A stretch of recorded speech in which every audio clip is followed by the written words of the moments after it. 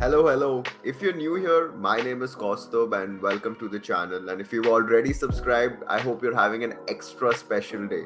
In today's video, I'm joined by a very special guest as we discuss Liverpool's transfers, who's coming in, who's going out, and where Liverpool needs to strengthen to compete for the title. Enough with the intro, let's jump right in. Today is a very special episode this whole episode is just going to be about Liverpool, and who else could I get but the biggest Liverpool fan that I know, a Liverpool ultra at this point, in my opinion. It's none other than Adi, my really good friend. So, Adi, I think it's only fair that, I tell everyone that, like, since you're the biggest Liverpool fan I know, it's only fair if you show people the proof of you being the biggest Liverpool fan, probably in the whole world, with your amazing tattoo that you got to signify your love for these boys. Obviously, first of all, thank you so much for having me, Kaustubh. It's been a long time coming, and allow me to show you the first ever tattoo I got. It just had to be this. It just Is yeah, really you had to will be. You'll never never. walk alone. The greatest football anthem in the world, the greatest football club in the world, the greatest football fan in the world. It's all happening here. This is the place to be. Yeah, But yeah, let's go ahead. perfect. So, Been waiting for Adi, this I for a think, long time. talking about Liverpool, your beloved Liverpool, I think it's like, whatever I feel about them, that aside, I think even you would agree that last season wasn't the greatest ever that you experienced. So, I think, let last season be like just a Yeah, bad memory, like a bad dream, and let's like a look bad forward. ex. Yeah, Exactly. Let them all be in the past. So now looking forward, I think Liverpool has started off the transfer window really strong with two brilliant signings. So quickly, what do you think about first McAllister and then the big signing of Subotsalai? I think in terms of the window we've had so far, if you look at the midfielders who've gone out, we've essentially lost Chamberlain, Keita, and Milner, right? Who were the first team Mm-hmm. midfielders per se, and we've replaced them with Szoboszlai and McAllister, right? And I will even probably add Trent to the list too because there's a chance that Mm-hmm. he plays more and more in midfield this season with a change in formation and whatnot. But I think so far it feels like an upgrade to the players we had already. My Mm-hmm. first team, my first choice midfield, last season would have been probably Thiago, Fabinho, and someone else, right? Because you Mm-hmm. have a certified number six, a certified playmaker, and someone else who can just do the box to box work. Correct. This year it feels like we have the format set, we have the layout in place. Alexis seems more like that box to box grind for the team, ball winning midfielder we've not had since probably Henderson, Lalana, or Mm-hmm. Wijnaldum. And Sobotsulai is giving me Coutinho vibes in the sense that he's that playmaking midfielder who's going to take impetus Mm-hmm. about chance creation primarily, and he has a history of scoring bangers too. He's good with set pieces. He scored a couple of free kicks in his time at Leipzig, so that takes some of the responsibility away from Trent, even for corners and short free kicks, lateral free kicks, and everything. So we have more options. I'm really happy with the signings we've made, but in true Klopp fashion, it feels that it's a bit imbalanced. It's a bit too attack minded for my liking, Mm. and I'm saying that because if I look at two of the best teams in the Premier League over the last 5 years who've played a 4-3-3, it has to be City and Liverpool, right? And Correct. the way our midfield worked versus the way your midfield works is very different. And I'll give you two examples. Let's go back the 16-17 season, right? Klopp's first full season. I think Mm. that season is when we got the blueprint for how this team would succeed. And we went into that season with the midfield of Lalana, Henderson, and Wijnaldum. I think Adam Lallana played his single best season that year, apart from all the injuries, and Mm-hmm. that really laid the groundwork for having two number eights. We play with two number eights and a six, right? Our six does all the holding, the destroyer, and the two eights are the main engine of the team. But when it comes to City, you guys play with the 6 and 2 number 10s, if you know what I mean. Like, Correct. you know, like yours is a more of a possession based game, and our midfield is more like ball retention. It's more like the workhorse in the team, if Yeah. you will. And if you look at last season, we were really bad, and I think it's primarily because our midfield was so weak. Thiago Mhm. plays like 10 matches a year, and literally he plays like 10 matches a year. We played the majority of last season with like Elliot, Bajcetic, Hendo, and Fabinho. I think like these were the four main guys who were like in and around all the time. And while like Elliot and even Curtis Jones and Bajcetic, they're like for the future, right? They're not first Mhm. teamers per se, and they resemble that workhorse midfield more. And Yeah, true. with these two guys coming in with Sabotzalai and Alexis, I just hope that, you know, like as good as we will be going forwards, I just hope we strike the right balance.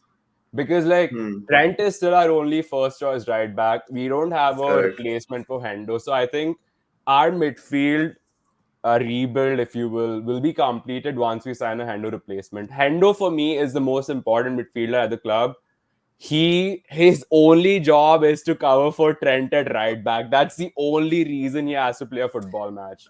And the thing is, like, you need selfless players like that who are willing to like take Hmm. bullets for the team and let the others strive in places. You know, like I feel like when I saw I think see, firstly they both McAllister, especially a brilliant deal. I think you got him for like 30-35 million, release clause. I especially think it was a yeah, especially given the season he had, winning the World Cup and being such a pretty much a hell, starter from the yeah, time he made his first appearance for the national team. I think that is a brilliant signing. And Sobochalai, I think at 22, he is has to be one of the most exciting, attacking transfers we've midfielders had in the in the match. Yeah, world. Yeah, exactly. So, having won two trophies with Leipzig, even at the Euros with Hungary, he was national sensational. team captain as well. Exactly. And at just 22, he has so much responsibility and he just seems like a Klopp kind of player, like Yeah, no nonsense, none of this. He's not really like a showboaty kind of player. He's not really a one to, not too much of a party animal, just really relax. He is gets great down to at what he business. does and Yeah, exactly, he just does his job and, simply goes home. But I think, as you mentioned, like originally the first iteration of the Liverpool team that Klopp made really successful had that really workman-like midfield with Hendo, Fabinho, no, Hendo, Wijnaldum. Wijnaldum, and Adam Lallana. Lallana was there for the first season. Then I think we got in Keita and no, Keita and Fabinho came in slowly. But I think like this is when the system worked for the first time with these three. Exactly. So Yeah, that's what I was saying that now with like Thiago in the team, with Fabinho in the team, and with these two attackers in mind, I think we've seen like even the last couple of years, like Klopp has been trying to move his team away from that counter attacking style to a more possession heavy yeah, side. Giving the likes of Trent also more time on the on the ball. ball. More exactly. So given his passing range, I think it's great for him and.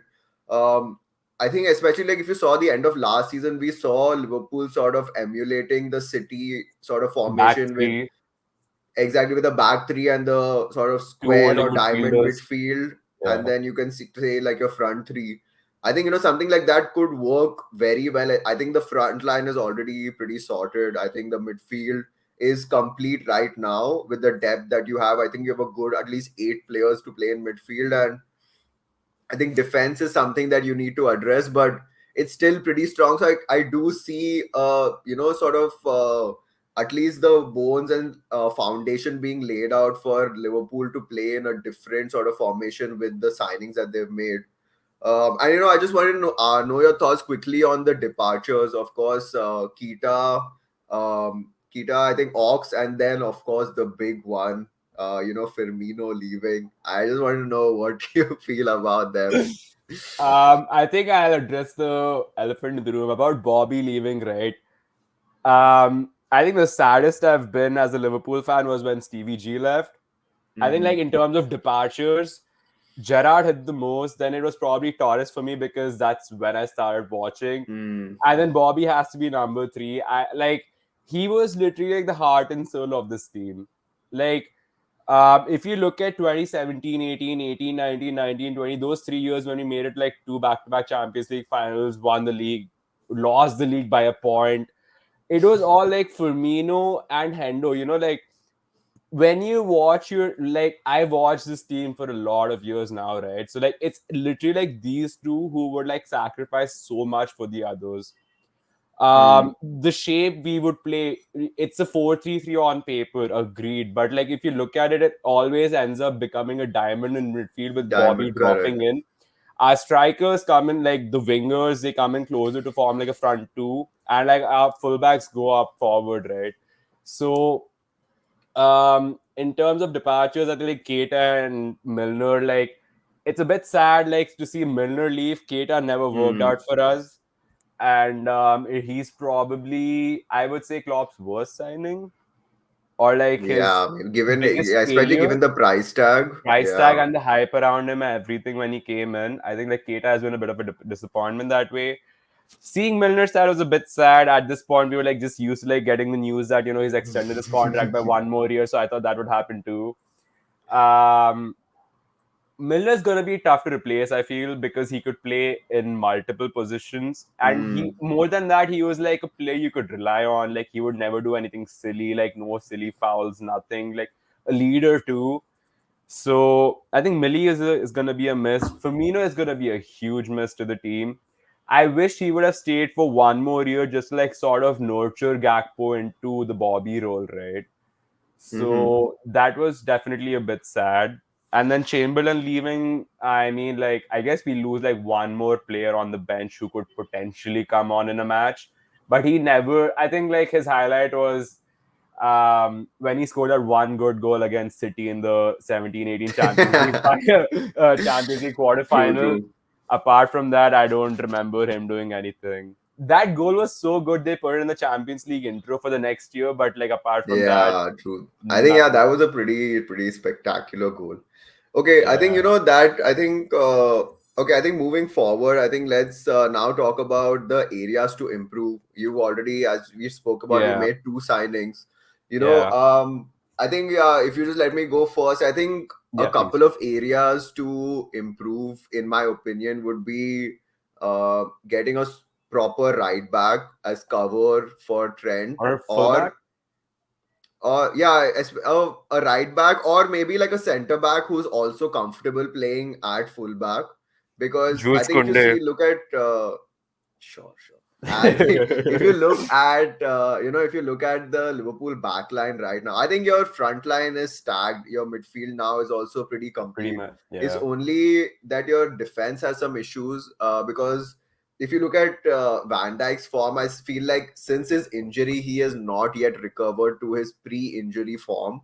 Like I feel like there's some sense of I don't know, some sense of fear in him to like really go out and put in those crunching tackles because he feels like his He body may fail him or he may get injure himself again.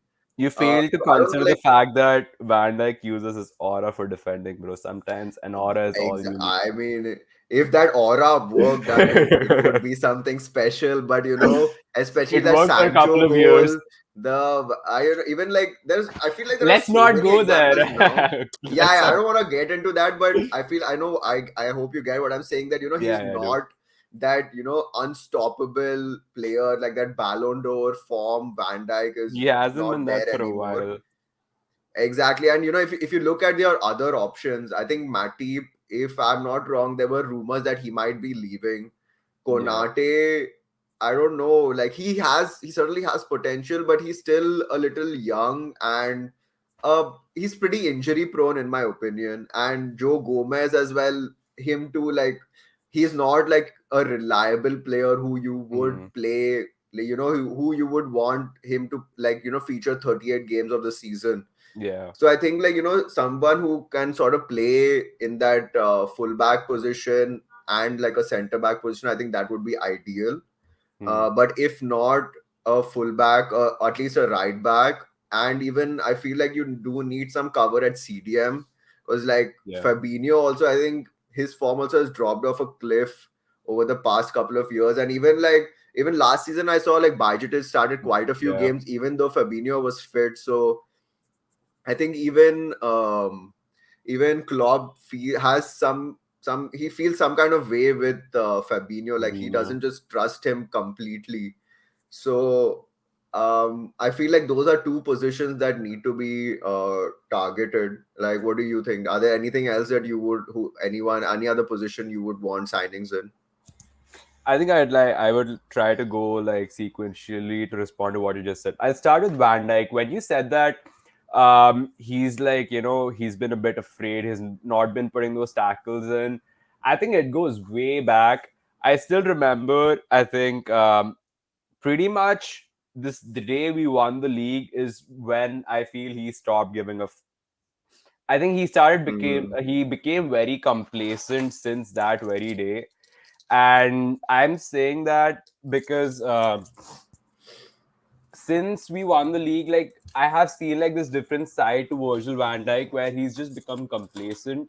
And then Mm, if I was Liverpool manager, I would have dropped him for a lot of matches. And just because like he was our only choice, he's the best centre back we have. That was the only reason he played so many matches for us. Otherwise, purely going on his individual form, I think he's been a bit disappointing by his own standards for like 3 seasons now. mm-hmm. Since we won the league, he hasn't been the same player. I think he has just become like very complacent. And that's a Mm-hmm. very weird thing for me to say because he's still a very good centre back, but you don't see True. that urge in him, you don't see that hunger in him that he probably had earlier. So with him, I just hope he gets back to being good again because he's still a very good football player. And his Mm-hmm. passing range has also been a bit off. Like last season, his Mm, passes weren't exactly like going through. But if you look back to the Champions League winning and the Premier League winning seasons, you would regularly see like Van Dijk pinging a diagonal to like Salah or Mane, yeah. and then probably like that leading to a goal, right? So that's one.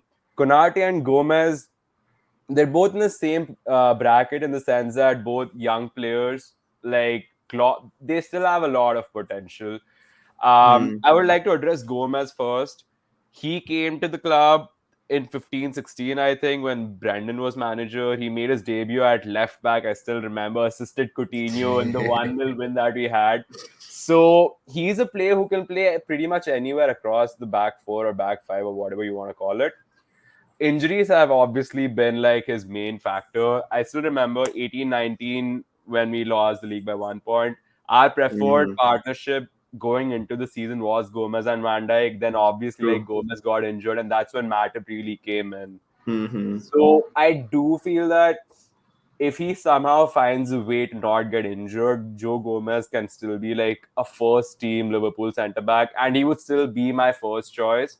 It's just that it's based on hopes that he doesn't get injured because he's still like there's still a very good player under there somewhere. It's just injuries have been ruining him. And Konate he's not as injury prone as Gomez is, but he's still, I think this is his third season at the club, so he's still relatively new, settling in. He's a young French boy Mm-hmm. settling into a new country and everything. I feel like if he can go like one full season without any injury, that could be the start for him to like take the next level in his game. uh, Correct. because long term, I think Klopp sees Konate as Van Dijk's partner. In Klopp's mind, I can Mm-hmm. see that Van Dijk and Konate is going to be his partnership. And when it comes to, you said we need a fullback who can play centre back too, right? I think, again, this is like because I'm a Liverpool fan and I love the guy, I feel like Gomez can still be that player provided he's Mm. not injured. I'll With even go. that, now just quickly, like with especially since we were talking about the change in formation with them, Liverpool also trying to play like the three Back center three with, backs or three yeah, defenders and Trent moving into midfield. midfield. I think what I had in mind was someone who can play at a center back and left back, because Yeah, if Trent will be the one who will be moving into midfield, so you'll need someone from the left who left. will So like yeah. come inside and form the part of a back three. So just just quickly, I also wanted to know like if you had any players in mind I because think as someone for like cent Levi Colwell, because like we exactly, also need a player who's left-footed. We haven't had a left-footed centre back at Liverpool since, I want to say, Agger. I know we had like Sacco in the middle, but he mm. was kind of shit. I think like Agger was the last good left-footed centre back we Correct, had at the club who true. could play left back too. So we need someone like that. And like Colwell is super young, and it's going to be difficult to get him because Chelsea are not going to let him leave. But if we, I think like Yeah. someone like that, a youngster, I mean, again, then that raises a question. Apart from Van Dijk and probably Robertson, all our defenders would be under 25. So it's like going to Correct. be a super young defense. So while there's going to be like immense potential in those players, I think it's going to take some time for that potential to like show on the pitch as well. I don't think it's going to be an immediate Mm-hmm. fix. I'm kind of happy going into the season with the defense we have, because worst case we can still play Gomez at right back and move Trent into midfield, because he's still that defensive player who can like just play right back, stay back if he has to, if it means that Trent is going forward. This is Mm-hmm. assuming we're still going with the back four, right? Back four, yeah. Or even if you take a back three, you take a back four of Gomez, Konate, Van Dijk, and Robertson, and you have Trent Mm-hmm. who can move into midfield. Like Robertson can go attack from the left. You still have like Gomez, Van Dijk, and Konate as a back three. I still feel that's good enough. Mm-hmm. If you and you know like, because I don't think we'll be spending like 50-60 million on a defender right now in this window. I don't think that's Yeah, happening. because I think if you had the money, there's another player who I had in mind was Bastoni from Inter. I think Yeah, he did something of a pretty similar role because he played in a traditional back three, but yeah, so many times you would see him like, making like bombing an forward. overlapping Yeah, run, putting yeah, balls into the box. His passing is also pretty sensational. yeah. But I think again, the thing with him would be that with Inter just selling or, sort of agreeing a move for Onana, they don't really need to sell right now. So, you would have to put in a pretty, And like a even Skriniar substantial left, bid. so I don't think Bastoni will be leaving this Bastoni, window. yeah, they will be pretty reluctant to sell him. Yeah, Hmm. but other than that, I think the other player, other position that I feel like Liverpool are a little light in is the CDM position. Because like if you look at your midfield, I think going like in your two number eight, if you're playing like a mid three, like Hmm. your CDM and your two eights, I think for the two eights you have a lot of cover. If you Yeah, just look at the entire squad, now have Subotzlai, you have McAllister, you have McAllister, you have Thiago, Thiago. you have Trent who can play there, who pretty much played Trent as there. late You towards have the end. exactly. You have Yeah, Harvey Elliott and Curtis Jones as well. yeah, So I think Bajcetic. you have a lot of cover. That's what I felt like. Bajcetic sort of is a CDM, but I don't think you would want to play him in like an important like Yeah, you Europa League wouldn't play fixture or like a Bajcetic league as a number fixture. six in when it's City away, right? Exactly, exactly. Yeah. So, I think a couple of players who Liverpool were linked with were Kefrem Turam, and the other one who I personally really like is Romeo Lavia from Southampton. I think, Hmm. last season he was amazing. It being his first season in the Premier League, coming like, out of youth football. I Yeah, think he adapted really well, and he was one of the few players from Southampton who really gave a good account for themselves, even though Southampton were overall pretty dreadful and, sort of finished bottom of the table. yeah. It was him and Ward-Prowse who really stood out. Carried the team, So yeah, I pretty feel much. like he would be a really good signing, but again, it's going to be at least a 50 million because if I'm not wrong, like Man City do have a buyback clause for him, but it kicks in only next summer. And if it was my choice, I would certainly uh, I think City should probably sign him back and at least give him an opportunity or try to sell him on for more money because given another season in the Premier League or the Championship, I feel like his stock is only going to rise. So it's just his value is just going up. So if given a choice between these two, who would you prefer? Um, I would also probably go with Latvia, but like I Mm-hmm. have to be a bit honest, I haven't watched much of him, and so like I can't give a really honest assessment about how he's gonna like improve our midfield if we do make a move for him. But also given the fact that we nearly spent like more than 100 million on our midfield alone in this window, I Mm, don't see us, spending another 50 on another midfielder.